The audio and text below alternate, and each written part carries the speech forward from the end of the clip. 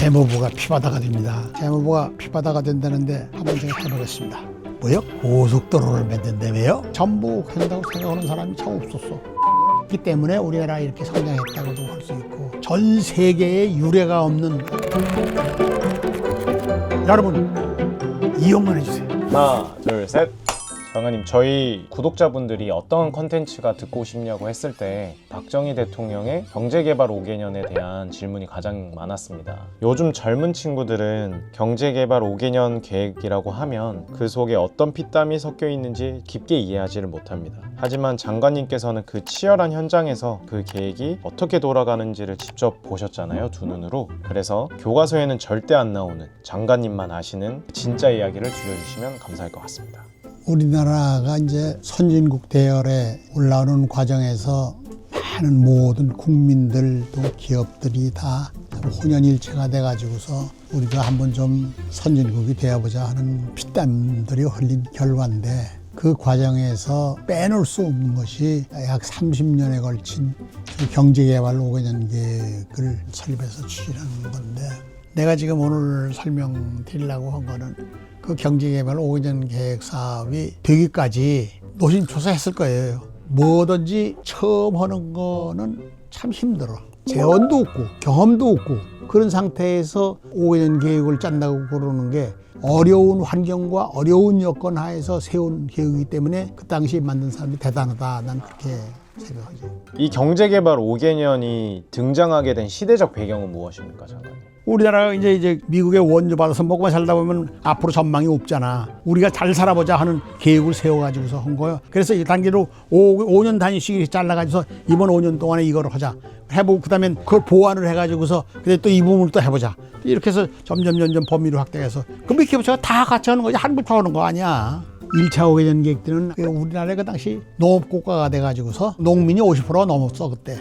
그러니까 농업의 그 생산력 증강시키는 게 아주 그게 상당히 중점을 뒀지. 그다음에 공업 부문은 그때 준비 단계였었고, 그다음에 의자 유치를 적극화하자고 그러고 실업 구제라든가 수출 증대를 갖다가 1차부터 하자고 얘기를 했어요. 근데 특히 그때 저축 증강에 대해서 강조를 하셨더라고. 저축을 그렇게 강조한 이유가 무엇입니까?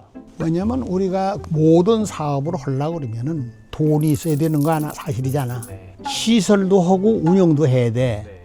시설제는 외국에서 들여온다고 쳐. 운영하는 운영자금은 있어야 될 거 아니야. 운영자금은 어디서 생겨 자기가? 은행에서 빌려야지. 그냥 은행에서 빌려주려고 그러니까 저축을 해서 저축 자금을 가지고서 기업에다 빌려주어야 기업이 가동이 된단 말이야. 그래서 대통령이 얼만큼 강조했냔 말이에요. 어린이 저금통도 그 양반이 개발한 거야. 그리고 우체국에 그 저축 통장이 이렇게 찍어주는 게 있어서 뭐 그것도 이제 우편 저축도 이제 강조를 하고 1년 해마다 저축 대회를 했어요. 그래가지고 대통령이 직접 나와가지고 저축을 많이 한 사람 훈장 주고 저 표창 주고 그랬더니 각 군대에서 군인들 그 월급 그것도 저축하는 거 가지고서 또 상도 타고 그리고 재무부에서는 저축 추진 중앙위원회라는 걸 따로 만들어 가지고서 그 서울대학교 교수가 와가지고 그 저축을 캠페인하는 게 뭐 여러 가지 행사를 했어. 그 중간에 하나가 예를 들어서 드라마에도 집어넣었어. 김희갑이하고 황정순이고 나오는 데다가 저축 통장을 말이야 꺼내서 자랑을 하는 거 이렇게 해서 마케팅이네요. 네, 저축을 할 수 있는 생각들을 다 동원해가지고 각양각색으로 했지. 그게 기업들이 내자는 동원해서 쓰는데 말이 필요한 거로 지원할 수 있도록 하기 위해서 그런 거지 뭐. 그때 65년도에 재무부 자금 동원 측에서 보면은 그때 참 아주 제일 역사적인 것이 금리 현실화라고 해가지고서 전 세계에 유례가 없는 역금리 제도를 실시했어요. 역금리 제도라고 하는 게 뭐냐면 그때 은행 예금 금리가 12%인데 시장의 사채 금리가 50% 60%야. 누가 은행에 갔다가 저기 예금을 하겠어. 그러니까 예금이 안 들어오니까 대출 재원이 없고 대출 재원이 없으니까 기업체들이 아무리 사업을 하려고 그래도 돈이 없어서 안 되고 그러니까 그때 그 예금을 30%에 받아가지고 기업의 대출을 26%로 빌려요. 근데 예금이 30%로 하니까 그냥 돈이 막 몰렸어. 저는 그러면 역금리라는 거 사실은 은행이 좀 손해를 보는 장사지 않습니까? 손해를 보는 장사가 아니라 아주 처음부터 저 손해 볼 걸 전제로 한 거지. 그때도 교수들 무슨 하는 총재 전부 다 반신반의하고 잘 말이 안 된다고 그때 그럴 때 김영환 씨가 그 실무 작업을 했는데 그때 과장 때야. 과장 무릎을 들이면서 임자가 사령관 아닌가 뭐 그러면서 이제 엔카레지도 해주시고 그랬는데 은행장 회의도 많고 다 설득시키고 그래서 저축을 늘린 그 계기가 됐고 그렇게 이제 1차 오개년 계획을 맞췄는데 그때 4.7% 정도 성장 목표를 했는데 그때 7.6%가 올라갔어요. 5개년 평균 성장률이 그렇게 되니까 자신이 생겼어. 그다음에 정부가 자신이 생겨가지고 2차 5개년 계획에서는 성장 목표를 7%로 좀 낮춰 잡았어. 7%로 낮춰 잡은 게 예상했던 것보다 고도 성장을 하기 때문에 좀 쿨다운 하자고. 그럼 인플레 감독을 못한다. 인플레를 억제를 못하니까 그렇게 해서 이제 2차 5개년 계획을 했는데 2차 5개년 계획 할 때 경부고속도로 그것도 그때 이루어졌어요. 경부고속도로도 참 박정희 대통령이 독일에 갔다 가서 아우토반 고속도로를 달려보고서 욕심이 나는데 독일 총리가 이게 경제 성장에 큰 도움이 됐다고 그런 얘기까지 붙이니까 와가지고서 무슨 수를 쓰든지 우리나라도 고속도로를 해야 되겠다. 그렇게 해서 고속도로를 추진할 때도 그걸 할 때 한꺼번에 다 못했어요. 토막토막했어. 이렇게 토막토막. 전 건설업체들이 다 동원되고 나중에 이제 전부 연결이 되고 그래서 경부고속도로를 만드는데 그 과정에 뭐 여러 가지 어려운 과정도 많이 있었지만 다 극복을 하고 역사적으로 최단기에 싼 가격으로 그걸 했어요. 그때 423km가 되는데 한 430억 들었으니까 1km당 1억 참 기록적인 고속도로를 만드는데 그거 만들 때도 참 야당에서 뭐 결사반대했지. 뭐 술집 가는데 편하게 왔다 갔다 하려고 그런 데는 해서 또 불로저 앞에 들어놓는다고도 하고 뭐 밀다고. 내가 그때 이재익 과장 때 IMF에 6개월 동안 가 있을 때 그 대사관에 가면 말이야 재무에서 왔습니다 이재익 과장입니다 하고 인사를 드렸더니 기자들이 뭐요? 고속도로를 만든다며요? 이렇게 빠쁘다며 아주 비아냥해서 아유 여기 오래 있어봤자 뭐 대화도 안 되겠다 얼른 도망가서 대사 면회를 하고 온 적도 있는데 전부 그게 고속도로가 된다고 생각하는 사람이 참 없었어. 근데 그거 참 개통을 해서 진짜 경제 성장에 그게 도움이 됐지. 그 2차 5개년 게 평균 성장률이 9.6%가 됐어. 그때 7%로 예상을 했는데 그래가지고 그 과정에서 점점 수출이 늘어나고 수출 중심으로 했단 말이야. 우리가 부전 자원이 없기 때문에 전부 외국에다 팔아서 뭐 먹고 살아야 될 형편이기 때문에 하여튼 수출 제일이야. 수출 제일이 돼가지고 상공부 사람들은 이제 그냥 업계에서 들어오는 요청이면 그냥 대통령한테 이걸 해 수출이 됩니다. 이걸 하면 그런데 그 가운데서 제일 우리가 고통스러운 게 금융을 늘려야 된다 그래. 그래가지고 그때 내가 과장을 할 때 많이 시달렸지. 장관도 많이 시달리고 그때 그 매월 한 번씩 수출 확대 하거든. 각 부처가 그냥 대통령한테 재무부 때문에 안 된다고 그냥 전부 일르는 거지. 일르는 거면은 대통령은 재무부는 재무부 입장이 다 있는데 그게 왜냐면 마음대로 그 돈을 풀면 인프레가 돼가지고서 또 경제가 또 엉망이 되잖아요. 재무장관을 내중에 따로 들어오라고 그래서 이 수건 짜는 것만 이런 걸 신용을 하면서 긴축 좀 그만하고 말이야 좀 풀어달라고 그러고 그럼 와서 또 날 불러가지고서 또 수출금융 좀 또 늘리라고 그만큼 이제 수출에 역점을 두고 그렇게 해서 우리나라가 성장이 된 거예요. 이게 각 부처에서 신바람 나게 일들 했지. 저는 그럼 2차 계획 시기 당시에 가장 기억에 남으시는 사업이 있으십니까? 경부고속도로. 3차 때가 참 나는 5개년 계획 속에서 상당히 핵심적인 기간이라고 생각해요. 1차, 2차는 10년의 경험을 해가지고서 이제는 우리가 선진국으로 가자. 그래가지고 캐치프레이즈를 가지고서 했으니까 그래서 기업들도 또 제일 또 시련도 겪었지만 돈은 은행에서는 제한적으로 안 나가니까 회사채들을 썼어. 회사채를 써가지고서 기업들이 이제 또 그다음에 성장이 주춤해서 못 나가야 됐어. 그때 72년도에 그다음 83조치가 났지. 83조치를 해서 기업들이 그 사채에 허덕이던 것들을 또 그 사채 동결을 해가지고서 또 해결해주고 그리고 중화공업건설이 그때가 참 적기에 채택했다고도 생각될 수 있고 그걸 했기 때문에 우리나라가 이렇게 성장했다고도 할 수 있고 그때 그걸 하기 위해서 참 어려움도 많이 있었고 그런데 돈이 얼마 들어갔는지 그때도 몰랐어. 중화공업에 얼마가 돈이 들어가는 건 아무도 생각 못하고 하긴 해야 되는 건 알아. 우리가 제조업 중심, 경공업 중심으로 해가지고 하는 것도 이제 한계가 있으니까. 그때 김용환 수석, 오원철 수석, 김정념 씨하고 박정희 네 분이 앉아서 중화공업을 해야 된다 하는 거를 결정을 하고 나서 그때도 결정 과정에 재무장관도 참여를 안 시켰으니까 결정할 때 재무장관 오면 돈 없다고 그럴까봐 헌대는 방침 먼저 결정을 하시고서 그다음에 재무장관을 불러서 남동구 씨가 갔다 와가지고서 나무를 불러가지고 내가 무거운 짐을 지고 왔어. 뭔데요?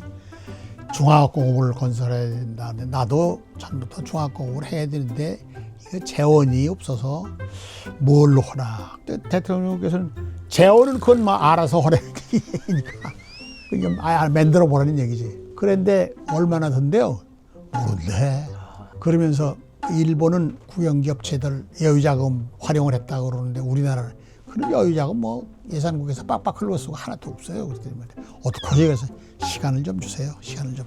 그래서 실무적으로 만든 것이 국민투자기금법이라는 걸 만들었어요. 그래서 국민투자 채권 발행을 하는 걸로 했는데 은행에 저축성예금 들어오는 거에 20%를 국민투자기금의 채권을 사는 걸로 이렇게 했는데 그래 정기예금 금리가 15%야. 기업에다가 대출해 주는 거는 9%, 6%가 마진이지. 6%를 정부가 그 이차를 갖다 예산으로 갚아준다. 그래가지고 그 저금을 일반 기업에 다 주는 게 그 중화공업을 다루는 기업에 중점적으로 나눠서 이제 대출을 해준 건데 그때 그 중화공업 상당한 큰 영향을 미쳤다고 생각해요. 또 그런 과정에서 또 저 오일 쇼크가 2번 났어요. 1차에도 그렇고 2차에도 더군다나 뭐 30%까지 올라가고 말이야. 기름이 많이 값이 올라가면 우리가 수입해 오는데 코스트가 많이 먹잖아. 또 수출을 하면 원가가 더 올라가고 말이야. 그리고 또 기업체들이 그저 어려워지고 국가가 어려워지는 게 외환 보유고가 그냥 적자 상태로 갈 정도 얼마 안 남았어. 그렇게 됐을 때 그걸 극복하기 위해서 또 박정희 대통령이 그때 114 긴급명령을 내렸어요. 서민들 생활 안정시키기 위해서 물가 안정시키고 각종 제품 컨트롤하는 그런 조치를 취해가지고 안정화시켜가지고 다시 또 일어나고 그랬어요. 그러니까 그런 과정을 다 거쳐서 3차 때가 그때가 성장이 참 많이 됐어. 13%까지 성장한 해도 있었는데 평균으로 따져서 9.2%. 그 당시에도 8.6%를 목표로 했는데 9.2% 성장을 했어요. 그래가지고 4차 5개년 계획 때는 성장 목표는 9.2%로 세웠는데 79년에 박정희 대통령 시해 사건이 났어.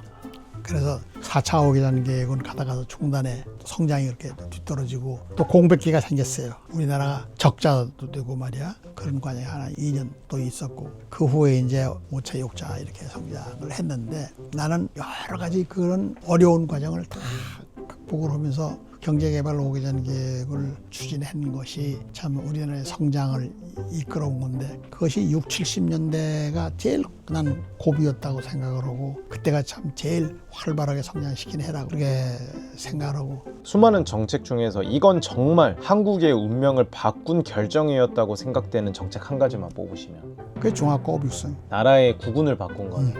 그때 그 중화공업 시작한 게 우리나라의 경제 성장에 아주 지대한 영향을 미쳤다고 생각을 해. 그것 때문에 독일 탱크를 이기고 비행기를 수출을 하고 말이야, 뭐 원전을 수출하고 뭐 그런 것들이 다 그때에 시작한 그 산물들이라고는 생각을 해. 그래서 난 그것들을 보는 순간 아주 혼자 흐뭇하게 생각해. 그럼 반대로 추진하시면서 가장 힘들었던 정책은 무엇이었습니까? 내가 저 재무에서 이 자금 동원, 자금 지원 뭐 그런 것들을 한 기간이 돼서 그 기간 동안에 한동안에 또 부작용이 많았어. 난 부작용 중에 한 2가지만 얘기를 한 말이요. 그렇게 하다가 보면 부실기업이 많이 생겨. 부실기업이 1차 5개년 계획할 때 조금 나더니 2차 5개년이니까 점점 더 나고 그래서 5개은행에 부실채권들을 전부 모아가지고서 그 기업 하나하나에 대한 대책을 산업은행 보고 세우라고 그랬는데 그 과정에서 나는 장관 보고 그랬어요. 이게 부실기업이라고 그러는 게 재무부 단독으로 해서는 이게 안 되겠습니다. 왜냐하면 이게 각 중부처가 다 있는데 중부처가 그동안에 지원하자고 그래서 다 지원해서 한 것들이 있는데 이걸 우리 단독으로 못하겠다고 그래서 그 부실기업 정리위원회를 만들었어. 부총리를 위원장으로 하고 재무부 장관이 부위원장하고 나는 사무국장하고 그래가지고 부실기업 정리를 하는데 기준이 뭐냐, 돈이 모자라서 부실하게 된 거는 정리하기가 제일 쉬워. 그거는 돈만 지원해주면 건 되는 거니까 돈을 지원해 줘도 도저히 경쟁력이 없다. 그런 거는 안 해줬어.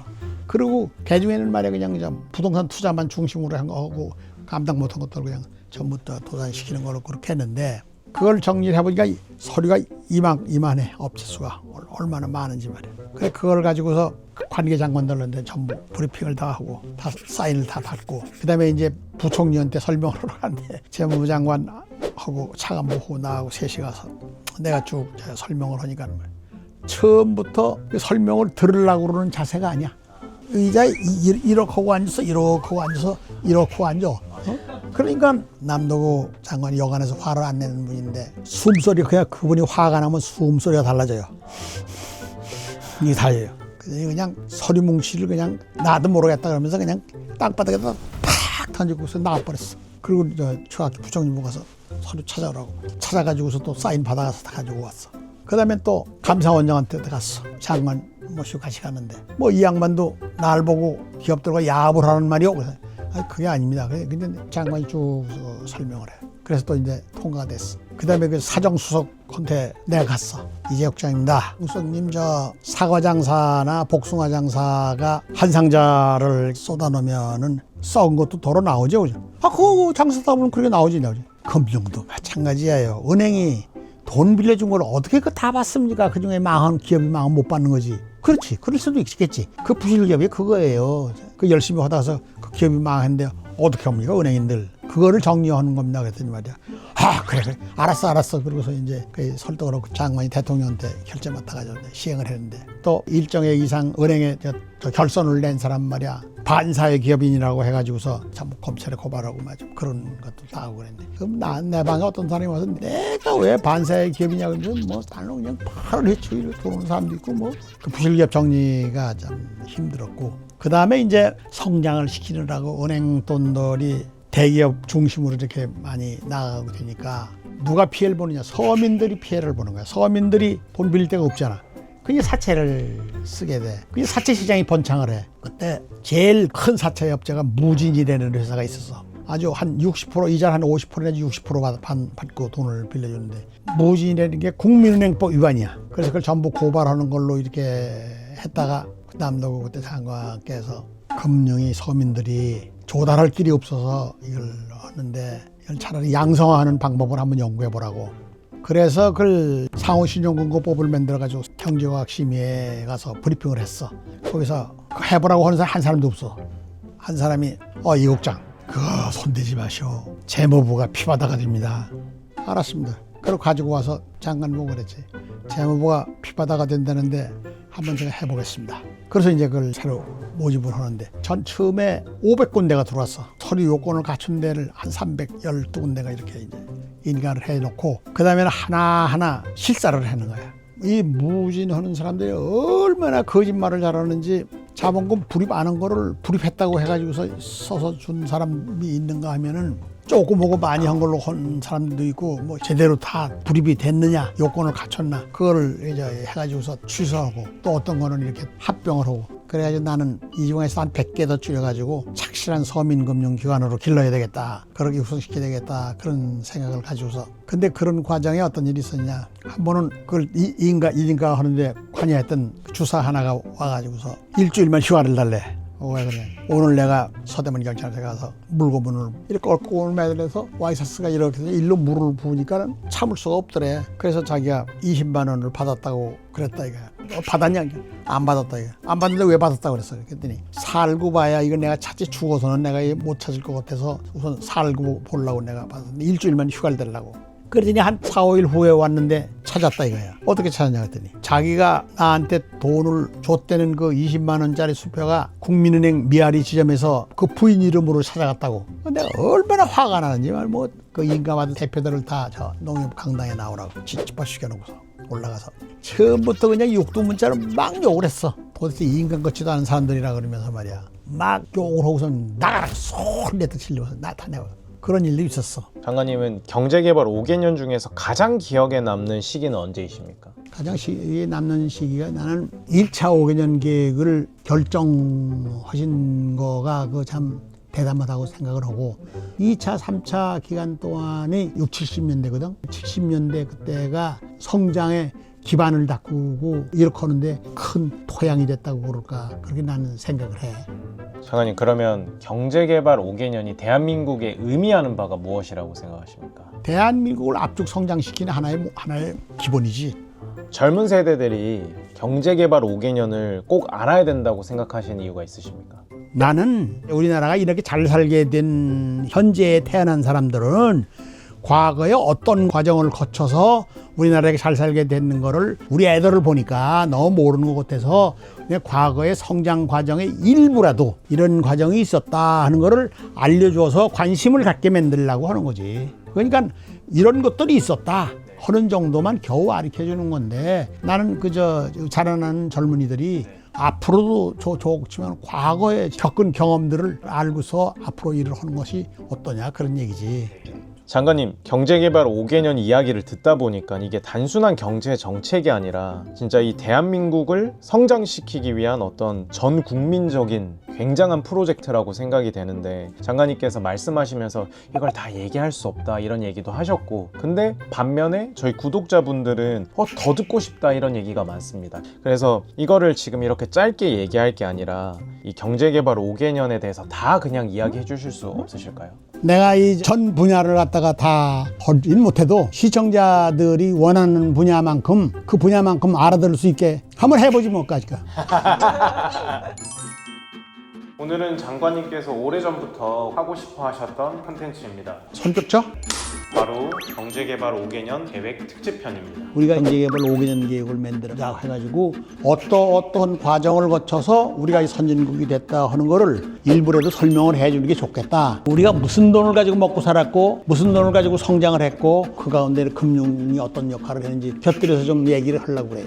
경제개발 5개년 계획을 근데 이승만 대통령, 박정희 대통령 그걸 보고서 역금리 과정을 해가면서 종합공업을 여기서 건설부 장관이 계속 전화하고 박대희 동 어떻게 된 거냐고 자꾸 물어보고 그러니까 급해가지고서